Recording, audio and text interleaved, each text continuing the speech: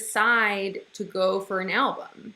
It's not always the go-to for electronic musicians, although now I know you have all these ties to rock and things, so I guess I shouldn't be surprised.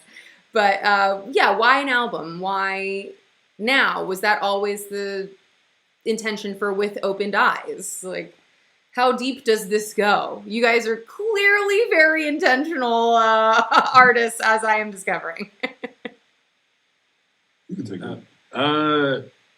I think well, first we didn't want to be pigeonholed into like a just like an EDM act, and just popping out singles.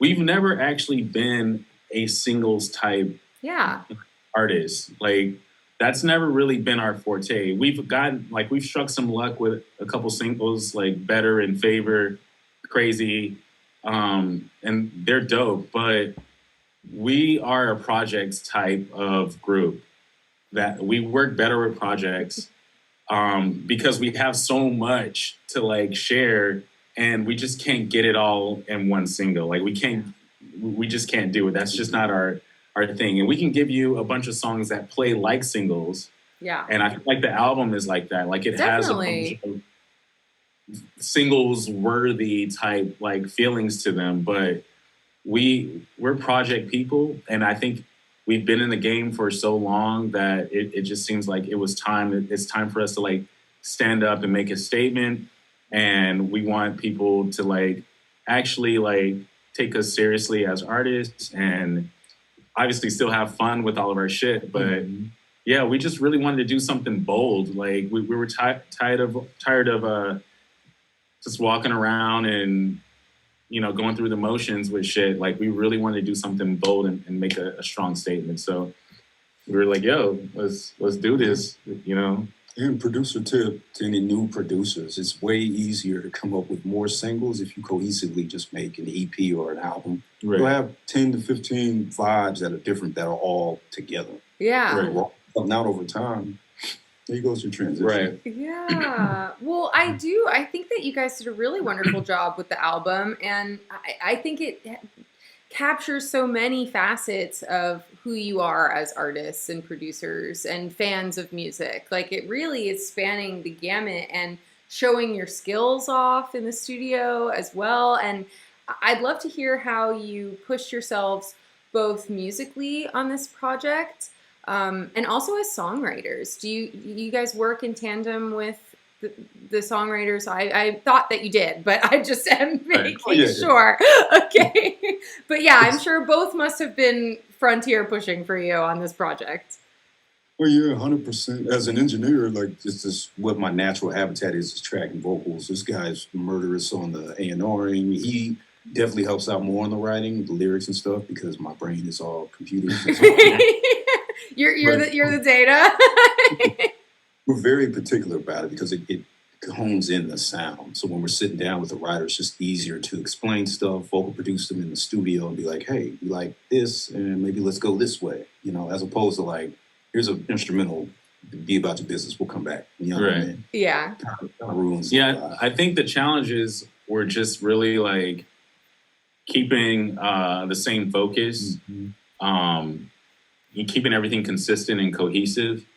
The writers that we worked with, they were already like superstars in our eyes. Like, I think a lot of people don't realize like how many talented writers are actually responsible for what you hear out there. Like, you might have never heard their name. You might have, you know, they're not a household name or anything like that. But I mean, one day they will be. But these are the people that are really, really like creating the hits. Yeah. And we have some pretty heavy hitters on the industry side between like Cadence and Melanie Fontana, bunch of other people. Like, we have like some really talented people on our album. We're really proud of them. Even in their solo projects, like, we really support everything they're doing. Maurice Moore, Joystar, like all those guys, they brought it to us, and they made our jobs easier, definitely. Yeah.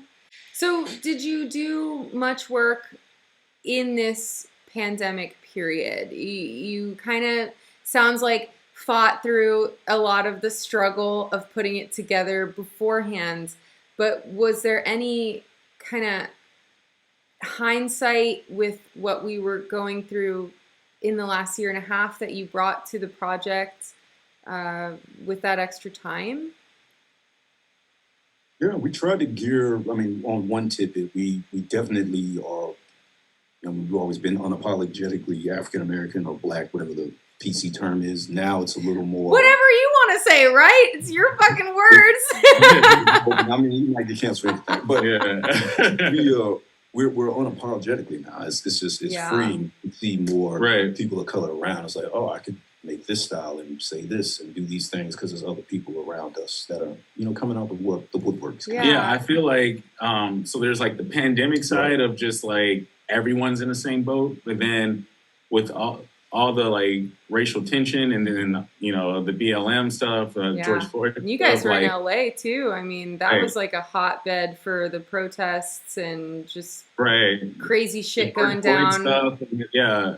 That stuff was like, it really hit us hard. And these are conversations that we've had with each other and other Black folk and allies. And it's kind of like, this is stuff that we've been talking about for a long time. It's not a new thing for us. It's just, it's just been around and it's been downplayed. But I think since last year, the conversation piece is there. Like everyone's talking about it and we feel like a sense of relief that we can like express ourselves genuinely about these matters. So it's like someone broke the dam and now we can just speak freely about what in the fuck is going on. This conversation also made me think about the visual art that you guys have going along with this album and this release, and it's so cool, it's so beautiful. I'd love to know who you worked with on it, this kind of like mixed media. And it looks like, are these photos from your childhoods? Are these photos of people you know? What's going on with all this cool stuff? The album cover itself is actual photos from our childhood. We wanted that to be, it kind of puts a statement there of what this project is about. The other artwork. Yeah, it was more like, since it's a reflection of our past experiences, we wanted our own personal, like, pieces to be in it, which was kind of ballsy for us because like I don't know if I really wanted like my childhood like baby photos and stuff. You just pick your favorite one, right? Not the one where you're naked in the tub, but where you're like, hey mom, like no.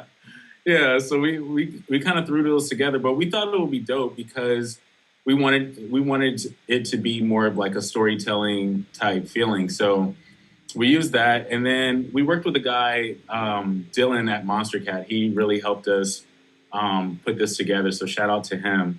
But it has some like masculine and feminine aesthetics to it, and that's what our whole like music is about. Is like balancing those two worlds. Yes. So most of the things that we try to focus on is like, finding that happy medium. So with our melodies and our chords and all that kind of, it usually comes from our feminine side.